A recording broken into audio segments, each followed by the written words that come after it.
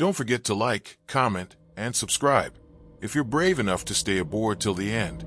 The fog rolled in thick as wet cotton, swallowing everything beyond the bow. Miles of open ocean, and yet it felt like the walls were closing in. The crew of the Meridian Star, a research vessel assigned to study deep-sea currents off the Atlantic Ridge, had been at sea for 3 weeks when things started to go wrong. It began with a silence. The radio went dead one night, the hum of static dissolving into nothing. Then, the GPS started glitching, showing the ship circling itself again and again on the digital map. At first, Captain Harris thought it was a systems malfunction, but when the compasses began spinning wildly, even he stopped pretending everything was fine. The men barely spoke at dinner. The ocean was eerily still outside, waves barely breathing under the heavy mist. But from somewhere deep below, the ship's hull groaned, as if something massive shifted under them. By midnight, the youngest deckhand, Mason, claimed he saw another vessel out there, old-looking, like early 1900s. He whispered, his face pale in the dim galley light. No lights, just drifting. No one believed him until they saw it too. The next night, as the fog thinned, the silhouette of a ship appeared across the water, half a mile away. Its hull was dark and decayed, its mast snapped, and parts of it were submerged. But it was there, drifting with purpose, as if it followed them. Captain Harris ordered them to keep course, but Mason couldn't resist. He took the lifeboat and rowed closer, his flashlight slicing through the mist. The others shouted after him, but the fog devoured their voices.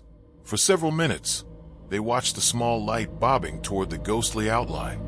Then it vanished, just like that. One blink, and Mason was gone. They radioed, yelled, fired flares, but the fog only seemed to thicken. Moments later, the lifeboat came back on its own, empty, rocking gently beside the Meridian Star. No sign of Mason, no splash, no sound, just the quiet slap of waves against wood. The captain's face turned ghost white. "We pull anchor," he muttered. "Now." But before they could, the power cut out. The ship's lights blinked off one by one, until only the faint glow of emergency bulbs remained. Somewhere on deck, metal clanged. A dragging noise. Heavy, wet, slow. The engineer, Torres, grabbed a flashlight and went topside to check the generator. Minutes passed. Then they heard it. A scream so sharp it sliced through the fog like a blade. When they found him, Torres was lying near the stern, staring upward, mouth frozen mid-scream. His eyes were wide open but empty, and right beside him, faintly glowing in the mist, was the outline of the same old vessel, the one that shouldn't exist, the one Mason had rowed toward. And as Captain Harris looked closer, he swore he saw movement on its deck, figures standing still, watching. Not one, not two, a dozen, and they all seemed to be looking straight at him.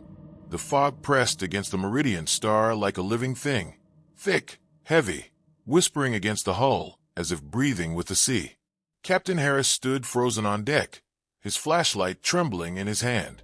The ghostly ship loomed ahead, its decayed form shifting in and out of the mist. Every time he blinked, it seemed closer. Then, through the fog, a voice drifted over the waves. "Help me." The crew froze. It was Mason's voice. Faint, strangled, like it came from underwater. "Get the lines." Harris barked, but before anyone could move, the fog swelled, swallowing the sound. The voice faded into static, like it had been pulled into the sea. Torres's body was still sprawled on the deck. When they moved him below, the ship felt wrong, like the air itself had weight. The corridor seemed darker, longer, as if the vessel itself was stretching.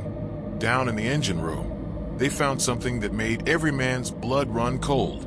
Torres's tools were laid out neatly on the floor, as if arranged by someone who didn't understand what they were.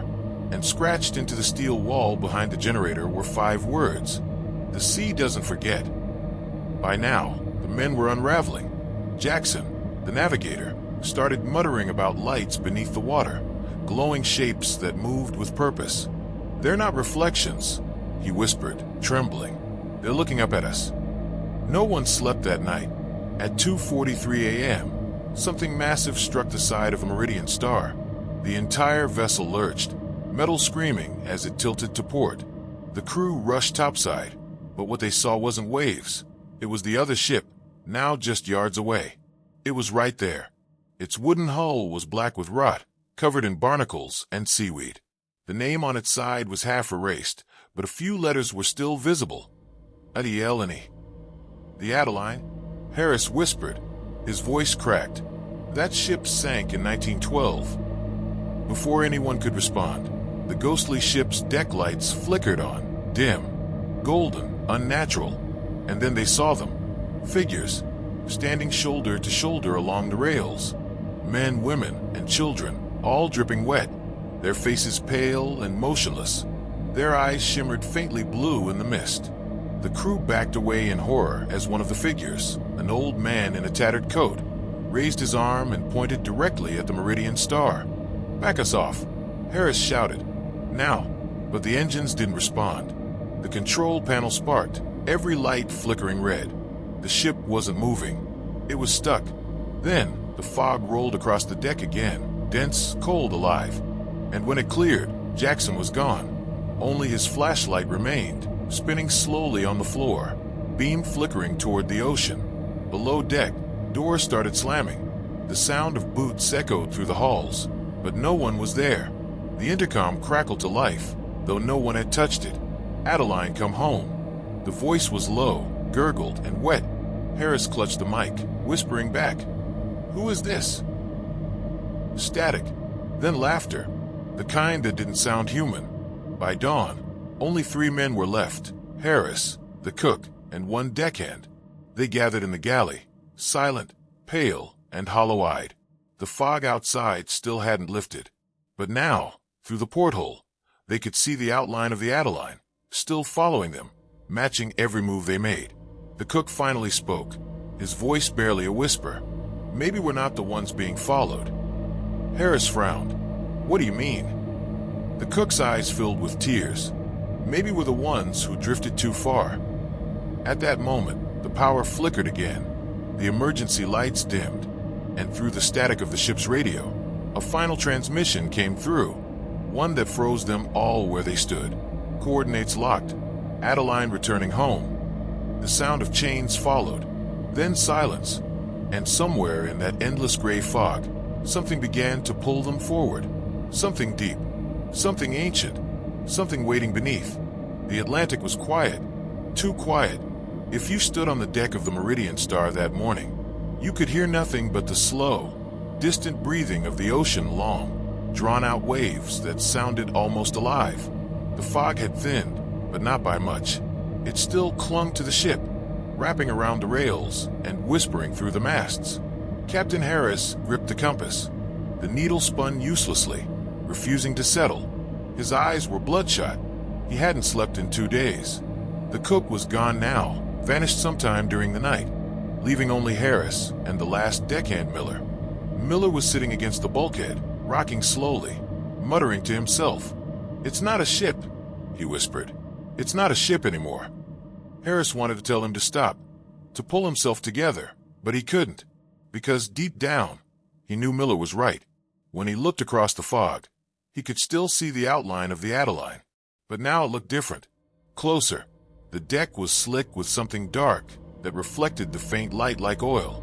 And then Harris saw movement, not the ghostly stillness of before. This time, the figures were moving, slow, jerking motions, like they were trying to walk, but had forgotten how. Some were climbing the ropes, their bodies twisting unnaturally. One of them, a woman in a long, water-soaked dress, was staring straight at him. Her mouth opened, and though the distance was far, he could hear her whisper, "Return what you took." Harris staggered back. "What did we take?" he shouted into the fog. His voice was swallowed instantly. The ocean groaned. The sound was deep, not thunder, not machinery, something ancient. The hull trembled beneath him. Miller stood suddenly, wide-eyed. "It's below us," he said. "The Adeline isn't following us. We're on it." Harris spun around. "What are you talking about?" But then he saw it, where the ship's name had been printed.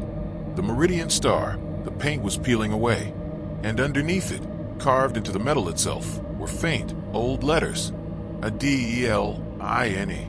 Harris's breath caught in his throat. That's impossible. The air turned cold. Frost began forming on the windows. The sea itself had gone still. No wind, no waves, just black, glassy silence. Then, from the captain's quarters, came a faint ringing sound. The ship's logbook alarm.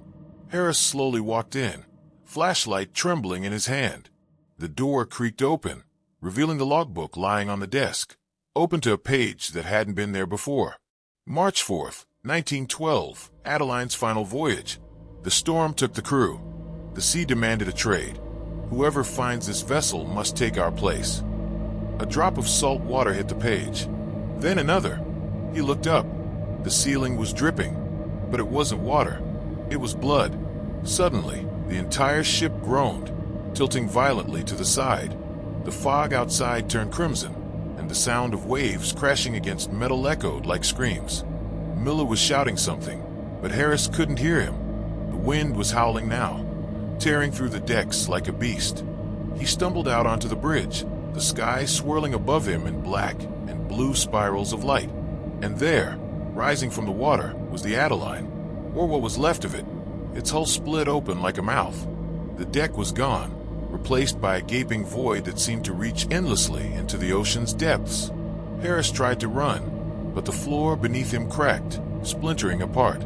A cold hand shot through the opening, bloated, gray, gripping his ankle. He screamed, kicking, pulling, but another hand caught him. Then another.